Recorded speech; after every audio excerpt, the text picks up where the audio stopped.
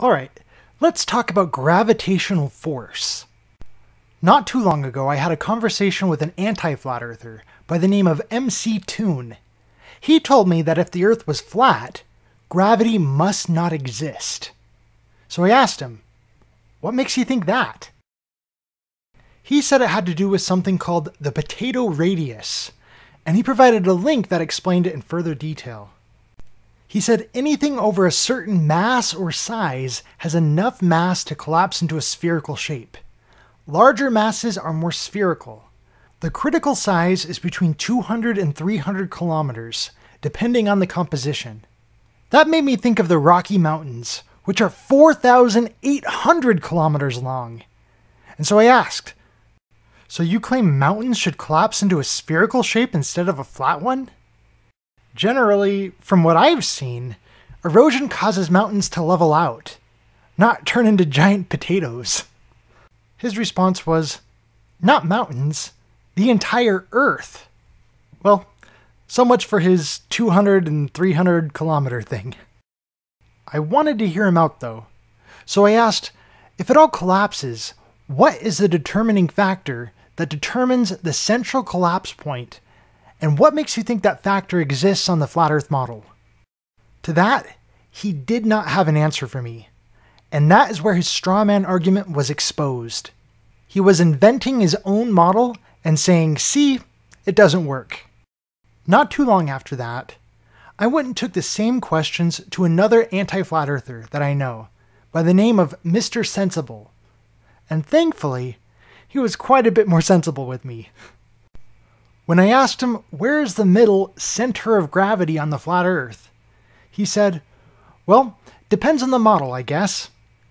Say a disk with an ice wall, then the center would be the North Pole, then halfway through the thickness. That left me to ask, that depends on whether or not the Earth stops at the ice wall, doesn't it? Also, isn't density a factor on where the center of gravity is? If I had a weight attached to one end of a ruler, I couldn't say that the center of gravity on that ruler is still in the center of that ruler. And that is where he refocused things and said, the point is, wherever the center is, gravity would be pulling things toward it, and everything would collapse into a sphere. And that is where his straw man came out. According to his model, there was no way his flat Earth could have a balanced center of gravity. Now, something that really stood out to me about both of their descriptions of gravity was how they both described it as a force that pulls on things. This directly disagrees with what Einstein taught us about gravity. According to Einstein, one of the happiest moments in his life was when he realized gravity and acceleration are the same thing. As physics of the universe paraphrases, gravity is in reality not a force at all, but is indistinguishable from, and in fact, the same thing as acceleration. Here's a little clip from Nova that talks about that. He imagines a man in a box, floating weightlessly in a distant region of space, in zero gravity.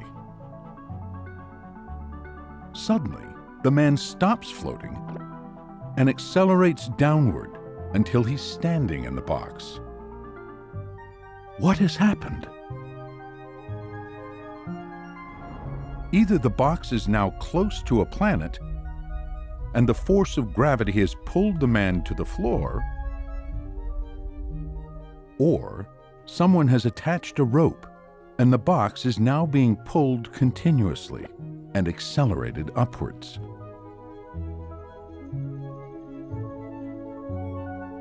So which is it? Gravity or acceleration? Without being able to see outside, the man can't tell what's causing his fall to the floor. Einstein realized that there is no way to tell the difference between sitting in a gravitational field and being accelerated, that these are equivalent situations. The fact that these two effects are the same, give the same result, means that gravity is acceleration. It's not just like acceleration, it's the same thing. It's a big breakthrough. This is why we refer to the acceleration we feel in a car as g-force. And I see no reason why acceleration would not be able to exist on the flat Earth. The last time I checked, g-force doesn't care what shape the Earth is. Although, if Einstein is right, and the Earth's gravity effect is being caused by the Earth's acceleration, that could create some problems for the globe Earth model. This is an instance where gravity, which is acceleration, would not cause water to stick to a ball. Unless of course the Earth is accelerating outward in all directions, in which case the Earth would have to be perpetually exploding. At this point, I often get people who shallowly say, "Yeah, well, you just don't understand." So let's hear PBS describe this Einstein principle in their space-time show to verify my understanding. Isaac Newton said that an apple falls because a gravitational force accelerates it toward the ground. But what if it's really the ground accelerating up to meet the apple?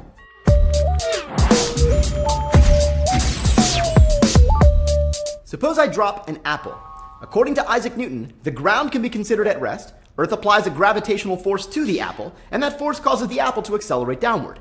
But according to Einstein, there's no such thing as a gravitational force. Instead, it's more appropriate to think of the apple as stationary, and the ground, along with everything on the ground, as accelerating upward into the apple.